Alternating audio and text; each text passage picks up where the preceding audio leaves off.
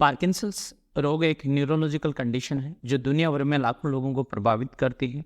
ये चैलेंजिंग हो सकता है, लेकिन सही treatment, diet, exercises, preventive measures के साथ व्यक्ति एक कंप्लीट लाइफ जी सकता है। Nurses, home health care providers, patient के फैमिली मेंबर्स एवं अदर मेडिकल आपके स्टूडेंट्स एवं पार्किंसंस डिजीज से पीड़ित आपका पेशेंट्स को समझना चाहते हैं एवं उनको बेटर क्वालिटी केयर प्रोवाइड करना चाहते हैं तो ये वीडियो अवश्य देखना चाहिए। पार्किंसंस डिजीज एक डिजेनरेटिव डिसऑर्डर है जो न्यूरोलॉजिकल सिस्टम को प्रभावित करता है, जिससे पेशेंट को चलने फिरने में कठिनाई होती है अर्थात मोटर प्रॉब्लम्स अराइज होती है। हालांकि इसका अभी तक कोई इलाज नहीं है, ये नॉन क्यूरेबल है, परंतु सिम्टम्स को मैनेज करने के लिए एंड क्वालिटी ऑफ लाइफ को इम्प्रूव करने के लिए ट्रीटमेंट ऑप्शंस जो हैं वो अवेलेबल हैं। ट्रीटमेंट के अंदर फर्स्ट लाइन ट्रीटमेंट में मेडिकेशन शामिल होती हैं और ये जो मेडिकेशंस होती हैं वो ब्रेन के अंदर डोपामाइन न्यूरोट्रांसमीटर के लेवल को इम्प्रूव करके बढ़ा करके मोटर फंक्शंस के अंदर इम्प्रूवमेंट लाती है। मेन ड्रग जो है वो लीवोडोपा है जो डोपामाइन का प्रिकर्सर है। लीवोडोपा जो मेडिसिन है वो ब्लड ब्रेन बैरियर को क्रॉस करके ब्रेन के अंदर डोपामाइन के अंदर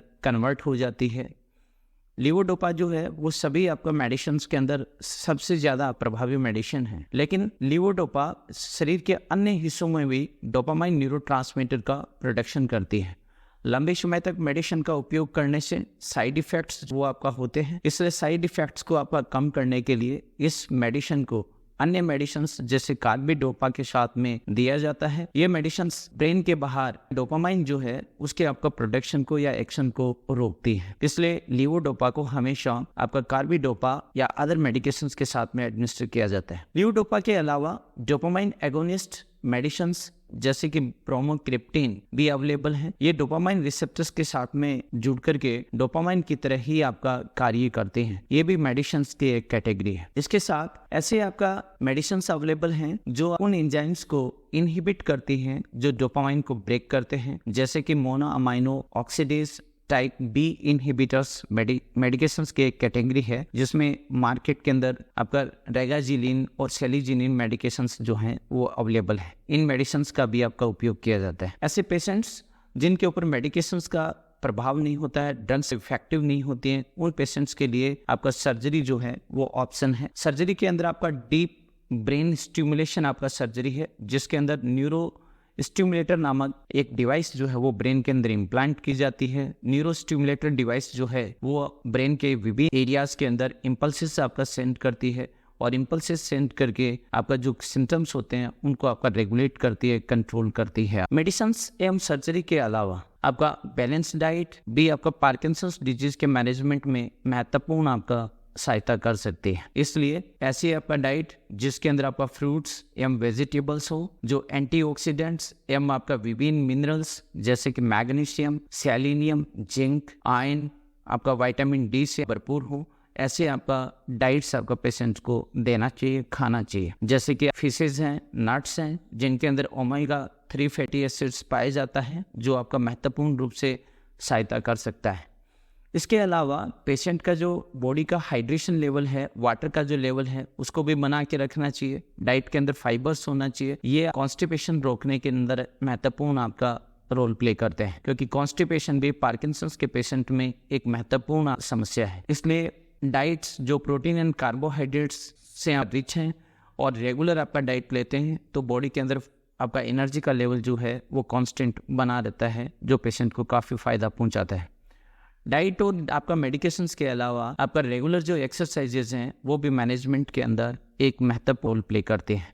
एक्सरसाइजेज जो हैं वो फ्लेक्सिबिलिटी को बढ़ाती हैं, बैलेंस और मोटर कोऑर्डिनेशन के अंदर इम्प्रूवमेंट लाती हैं। इसलिए ऐसे मेडिकेशंस जैसे कि वॉकिंग है, स्विमिंग है, आपका योग है, ताई ची है, इस प्रकार की एक्टिविटीज़ पेशेंट के लिए फ़ायदेमंद होती है। एक्सरसाइजेज न केवल फिजिकल फिटनेस को बना के रखने में सहायक हैं, बल्कि पेशेंट का जो मूड है उसको बेटर करते हैं, जो आपका नींद है उसको बढ़ाती हैं और जो तनाव होता है उसको कम करने के अंदर आप सहायता करती हैं। इसलिए एक्सरसाइजेज भी पेशेंट मैनेजमेंट के अंदर आपका एक महत्वपूर्ण आपका पार्ट है। पार्किंसंस आपका डिजीज से पीड़ित जो आपका पेशेंट्स हैं उनको फॉल्स एंड फ्रैक्चर्स की आपका रिस्क होती है। इसलिए इन पेशेंट्स के जो आपका हाउसेस होते हैं उनके अंदर महत्वपूर्ण मॉडिफिकेशंस करने की ज़रूरत होती है, जैसे कि जो क्लटर होते हैं, किसी भी प्रकार की अव्यवस्था होती है उसको दूर करने की ज़रूरत होती है। रेलिंग आपका लगवाना चाहिए, नॉन स्लिपरी मैट जो है उसका उपयोग करना चाहिए ताकि फॉल्स एवं आपका फ्रैक्चर से प्रिवेंट करना चाहिए। इसके साथ ही सेफ मोबिलिटी जो है उसको आपका इंकरेज करना चाहिए और इसके लिए पेशेंट को चलते फिरते वक्त रॉड्स और विशेष प्रकार के जो फ्रेम है उसका उपयोग करना चाहिए। विशेष प्रकार के सुटेबल जो शू हैं उनको आपका वियर करना चाहिए, जूतों को आपको पहनना चाहिए एवं आपका रेगुलर जो है वो बोन आपका चेकअप जो है वो करवाना चाहिए ताकि फ्रैक्चर्स को आपका रोका जा सके। पार्किंसंस के साथ में रहना चैलेंजिंग हो सकता है, लेकिन आपका सही दृष्टिकोण के साथ में ये आपका डिफ़िकल्ट नहीं है।